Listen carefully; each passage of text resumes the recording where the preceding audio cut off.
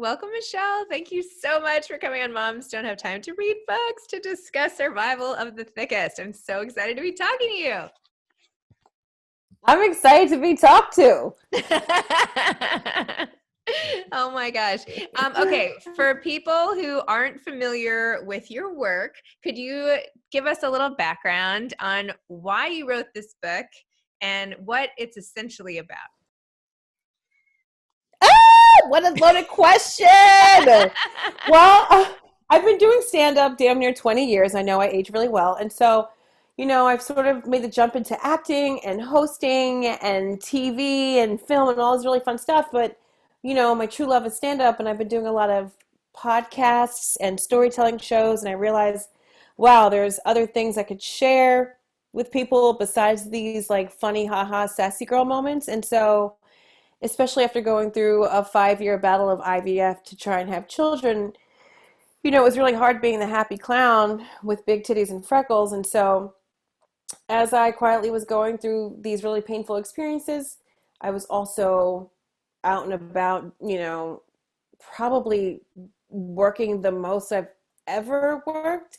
And so now that I feel like I am healed and on the other side of the mountain, I can look back at my experiences and my pain and my grief and properly write about it and share it, because I'm realizing, it's not about me. It's not about like, how long can I talk about myself? I'm not like some like reality show, no shade to reality show, hoes, LOL. But I feel like the more I share, like the more people feel less alone or just simply educated. Or, there's a lot of like that would never happen to me, and then it does. And so I was like, wow, what would happen if I actually wrote a book? And so I did, and it was wild, and I never want to read or write a book again. It is so much work, and especially, I just remember taking care of teething twins who were about 10 months old. Still had them in the same room, didn't separate them yet, didn't even realize that was a thing I could do. Um, and then I would go to set to work on a movie called Marry Me with J-Lo and just be in awe of like Owen Wilson and Sarah Silverman and be like, this is crazy. And then go to my trailer and try to get like an essay done. And I'm just like, what is this life? And then go home and, go to the store to pick up baby Tylenol and just like keep it moving. And, write this book when I like till I would fall asleep. And then I remember one night I didn't even realize I had like shit stuck in my nail. And I'm like, God, That's always why is this smell like checking my checking like under my shoe? It's so dumb. Anyways, I don't even remember the question, but thank you so much for having me. I also have I have twins, by the way, who are now 13. Yes, it's true. Oh, I can't wait. Well, I mean, pros and cons of every age. But Yes. I also did not realize that I should separate my twins, and I kept them in the same room for a really long time. And then I finally, once they were like napping in beds, essentially, I was like, oh, okay, maybe I should split them up. So anyway, one of these million things Yeah. you learn as you go. Are they boy, girl? Are they who are they? They're boy, girl. They're 13. The boy was first by a couple minutes, and Lord sat over her head constantly. But yeah, I, in reading and seeing your Instagram and all of this, it's like taking me back to the very beginning, and it does get easier in some ways, a lot less physically demanding, at least. So, Right. Yeah. Yeah. I do feel kind of like that I Love Lucy episode where I'm just trying to keep all the chocolate on the conveyor belt. I'm just like, get the diapers. But yeah, it's I am looking forward to, I want to say I'm looking forward to them talking, but from what I hear, no, talking is good. Talking is good. Walking is good. There's a lot of great things coming up. I feel like by the time you're here, it's more like psychological warfare that we have going on. But you know, cool. but yes, being a twin mom, people would be like, "Oh, but my kids are really close in age, so I get it." And I'm like, "No, you don't. Sorry, it's different. No. Just a little different." Puerto Anyway, Rican twins, Irish twins, yes, yes, yes. different. It's not the same. Anyway, okay, go back to the IVF part and the pain and having to sort of mask the pain and keep on keeping on, because this is something I find so fascinating. How do you keep all of that emotion inside and just like come out of the trailer, as you were saying, or come out, head to work when all of that stuff is brewing inside? Did you always talk to your colleagues about it? Like, how did you process it? Did you write like personal journals? Like, how did you get through that period of time? That's a good question. Now that you are talking about it, maybe I should have journaled. Maybe I should have talked to more people. Um, I felt like I couldn't though because no one really knew what I was going through. So they're like, "What do you mean hormones? What do you mean shots? What do you mean?" That doesn't sound right. Like they would get defensive. Why are you doing that? Or just like, well, you know what you should do is just eat clean, or maybe you lose weight, or maybe you don't work as much. And so I felt sort of attacked and shamed from people that I love, who just simply didn't know or understand. And so it kind of felt like I was just in a marathon of an emotional cardio wind tunnel where I'm just like, get the fuck through, get the fuck through. You will be a mom. This will happen. Get through. Like after the first miscarriage, I was like heartbroken, but I'm like, let's go again. And I realized that was normal for my other friends who are talking to me about their miscarriages. And then by the third one, you're just like, okay, let's just wait a second. Let's just take a beat and like really figure out what's going on because maybe it's something other than, nature takes care of itself type situation. And so, I think because I was so busy and had such a huge to-do list work wise, I was able to sort of compartmentalize what all that was going on. I'm like, okay, I'm going to LA to pitch the show I just wrote. They're interested in it. Fly yourself out, get a doctor's note, get the needles, get the this, get the progesterone fucking suppositories. And it was just became like my life and my to-do list. And then I would cry over like the weirdest things, like you know, um, somebody would cut me off on the road, or um, you know, my Uber driver didn't feel comfortable with me putting my window down, and I would just like cry. Or my husband would like leave crumbs from his sandwich on the countertop, and I'd be like, I want a divorce, and I'm like, oh, or maybe it's the hormones. And so it was crazy. And then as I started working more, I started giving zero fucks. And that's when I really started to book, when people are like, wow, she's so edgy. And I'm just like, no, I'm broken. But I will definitely wear the statement lip. And so when I would like improv a scene, it would be ridiculous. And then I would just like start crying, even though I'm just like, you gotta suck his dick. Like I'd be saying the most dumb things, but crying because like I didn't know how to manage all that was going on. But it really kind of like weirdly resonated with people. They were like, oh man, that like even my first Wives Club audition, which was over Skype because Tracy Oliver, the creator and producer, was in LA and I was in New York. And she was like, look, your husband, who you've known since college, has cheated on you finally, and you've are coming to terms with it now. You guys are going to therapy. You feel broken, and you're trying to put yourself together every day for your two kids. And I'm just like, oh my God, that's all she needs to say. And then like Waterworks, she's like phenomenal acting. I'm just like, I gotta go to the bathroom, and so on and so forth. So to be honest, I don't know how I manage. In life, anyways, I'm like day by day. And now, with toddling twins during quarantine and still working, I'm like hour by hour. Yes, that's all you can do. Go Yeah. back to what you said about being edgy versus being broken. Tell me more about that. How do you know which one you are? What causes what? Tell me about them. I mean, I guess again, it's a case by case basis, but you know, everyone has a everyone has their opinion of you, and like, and you could walk in a room and feel ugly, but people see a confident person, and you never know what you're giving off or what people see, right? And so people are like, whoa, I can't believe you said that. And I'm like, yeah, because I have I don't care if you like me or not. I just don't care if you like me or not. I know that I'm actually better than this and this project and this material. And so it did help me in a way where I'm just like, I just want to go home and cry right now. So let's just get this shit over with. But I was also so happy to have things to go to because that sort of like gave me a sense of normalcy. Like life is still going on. Like if I didn't have anywhere to go, I don't even know what I would be like. Um, and it also gave me a sense of, damn, bitch, you can get stuff done, which is probably why I decided to write a book. I don't, so stupid. No, So stupid. I mean, a lot of the book though goes all the way back. Like you take us all through your life and being raised by your parents and your friend and like all the little things that happen to sort of make you you. And you go into that in a lot of depth. And so I don't want to like mislead that the book is all about IVF or anything like that. And you have a lot also about your body in this book and your relationship to your body and your family's relationship. There's this one passage I wanted to read.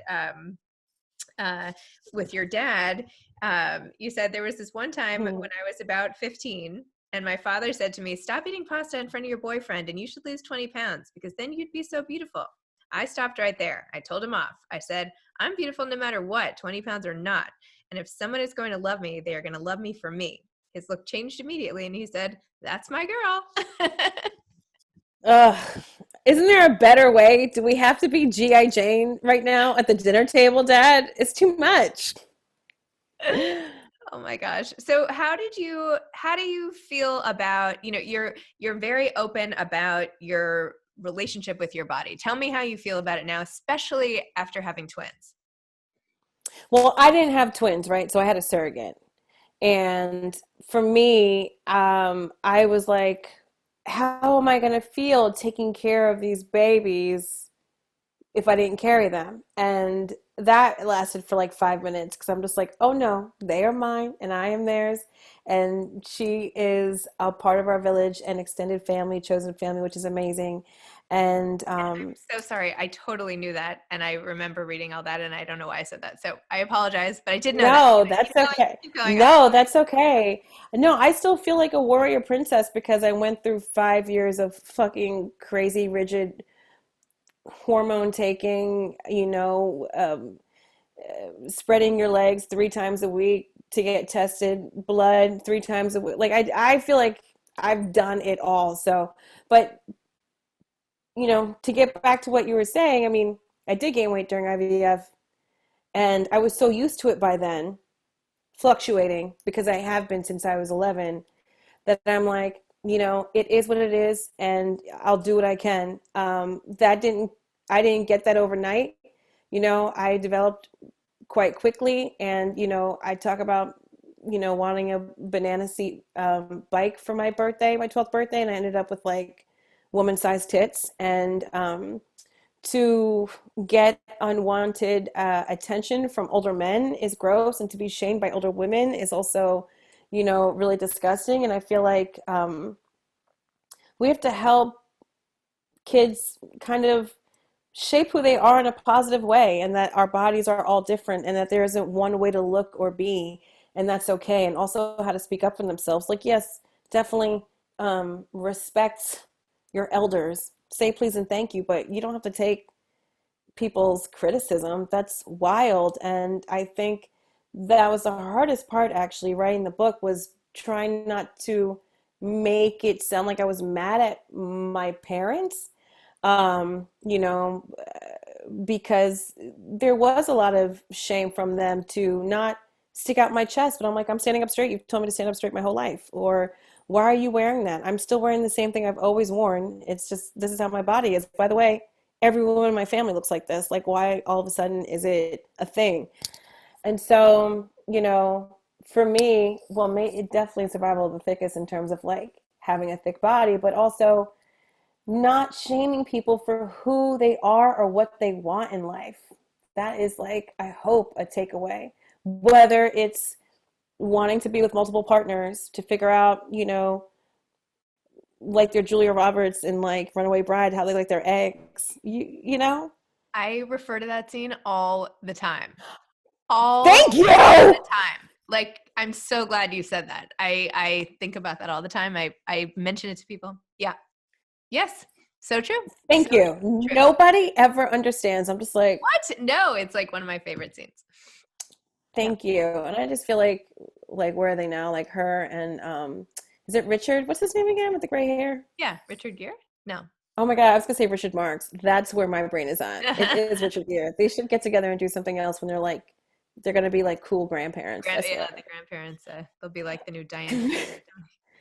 Exactly, without the white ribbed turtlenecks, but yes. I do think though that girls developing early is something that not enough is said about. I mean, like I mean, not that I should be revealing this, but like I was definitely wearing a bra by the time I was 10, and I've like never felt comfortable in that regard ever since. Like my mom told Yeah. me to buy a bra and I hid between all the robes in the store, and I was like, I don't want anyone to see me. Like, you know, Oh, no, but I feel like, and with you too, like age 12, like you're like you're not necessarily ready for that, and how do you then deal with your body the rest of your life when something it's almost as if there's this something that's out of your control from the minute you get going, right? And you're struggling to catch yes. up afterward ever since.